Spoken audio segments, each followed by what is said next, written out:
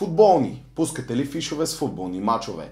Искате ли да получите бонус в секция спорт до 100 лева и бонус в секция казино до 500 лева? Ако отговорът е да и имате 18 години, натиснете линка в описанието на този клип и се регистрирайте в сайта PalmsBet.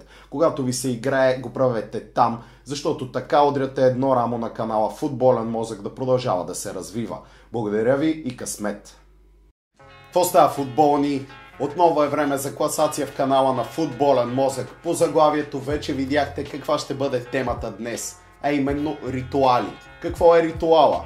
Нещо, което правиш често, нещо, което правиш може би за да ти донесе късмет, щастие, позитивна енергия, обикновено преди важно събитие.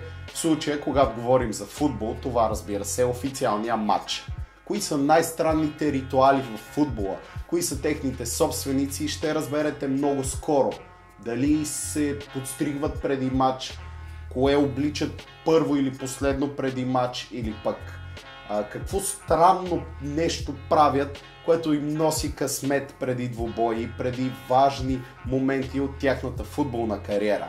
Преди да пристъпим към същинската част на клипа, ви приканвам отново да се абонирате за канала на Футболен мозък, да блъснете бутона Subscribe, да блъснете и камбанката, за да виждате всички клипове, които качвам, и продължавайте да подкрепяте Футболен мозък, а за сега ви пожелавам приятно гледане с поредната класация в канала. 5. Тибо Куртуа. Някои хора се молят преди матч, други пеят химна, трети намигат на камерата. Вратарят на Реал Мадрид и белгийския национален отбор обаче всеки път, когато играе за Белгия, пипа брадичката си. Футболистите се готвят за матча, химнът на Белгия звучи, камерата минава през лицата на всички титуляри за червените дяволи и когато стигне до стража, бам, той пипа брадичката си. Всеки път, матч след матч. В началото това не правеше впечатление на феновете, но в един момент се превърна в същинска лудост. Понякога с лявата ръка, понякога с дясната, с няколко пръста или пък само с един пръст. Тибо никога не пропуска. Златната брадичка на Куртуа заема 5-то място в класацията. 4. Лоран Блан и Фабиен Бартес.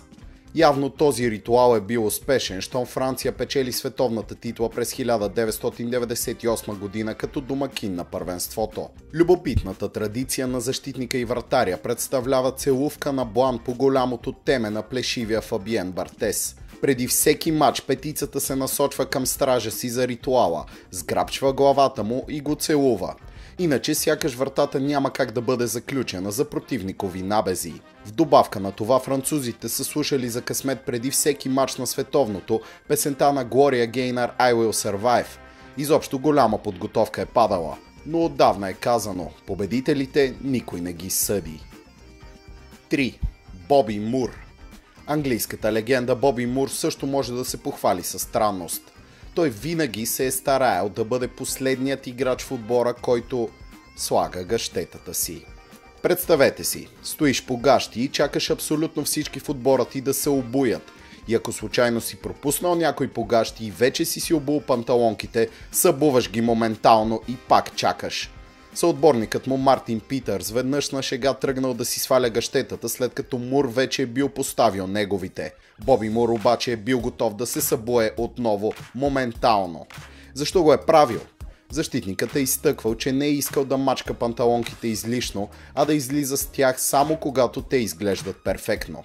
Сега се чудя, кое ще е по-адекватно? Да вярваме на тази причина или не? 2. Малвин Камара. Толкова много футболисти се надъхват преди матч. Някои слушат рок, метал, хип-хоп. Други гледат вдъхновяващи речи от филми. Трети се стараят да останат сами със себе си и мислите си. Не и Малвин гина Камара. По време на периода си в Хъдърсфилд Бекът признава, че преди абсолютно всеки матч гледа един и същи филм. До тук добре. Кой е филмът обаче? Как кой? Разбира се, че Уили Уонка и шоколадовата фабрика. Не се шегувам. Става въпрос не за екранизацията с Джони Деп, а за тази от 1971. Камара твърди, че само този филм успокоява нервите му достатъчно, че да е готов за матч. Само можем да предполагаме колко шоколад е изтекал на монитора на лаптопа на Камара през 14 годишната му кариера, в която сменя завидните 15 отбора. 1.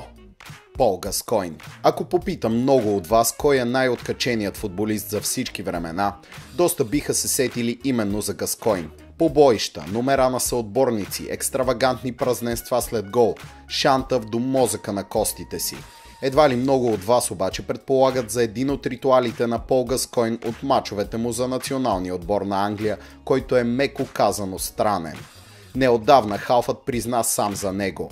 Оказва се, че той е пипал гениталите на съотборника си, нападателят Лес Фърдинанд, за късмет.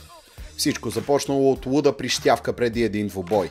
Фърдинанд се засмял и оставил Гаскойн, който в последствие направил страхотен матч. Така Газа е решил, че всеки път това ще му носи успех и започнал да кара братовчеда на Рио и Антон Фърдинанд да повтарят ритуала отново и отново.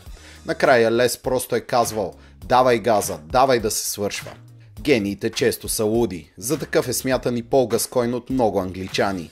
Докъде обаче може да стига лудостта и странността при ритуалите? Пишете в коментарите вашето мнение, а и какви са вашите странни ритуали. Защо ги правите? Футболни, това беше новата класация в канала на Футболен мозък. Ако тя ви е харесала, удрите бутона лайк. Абонирайте се за канала, ако искате да ми помогнете нашето семейство да расте. И разбира се, блъснете и камбанката, за да виждате първи видеоклиповете, които качвам.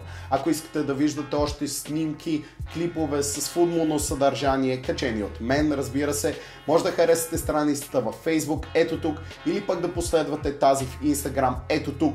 Не забравяйте, че и в Community таба в YouTube ще ви поствам от време на време снимки, въпроси и анкети, в които може да ми отговаряте, може да ми давате вашето мнение относно развитието на канала, или пък ще ви давам повече информация за идващите клипове. Също така, пишете ми на лични съобщения в Facebook или в Instagram, пращайте ми снимки, видеоклипове, които смятате, че са любопитни и са интересни и свързани с любимата ни игра, а след това аз може да ги кача в страниците на Футболен мозък. Следващия епизод в канала ще бъде от поредицата истории. Давайте ми вашите съвети и предложения за всички рубрики в коментарите или на futbolenmozak@gmail.com. Запомнете от мен, играта живее в сърцето и кара мозъка да полудява. Ще се видим скоро, футболни! Благодаря ви, че гледахте този клип.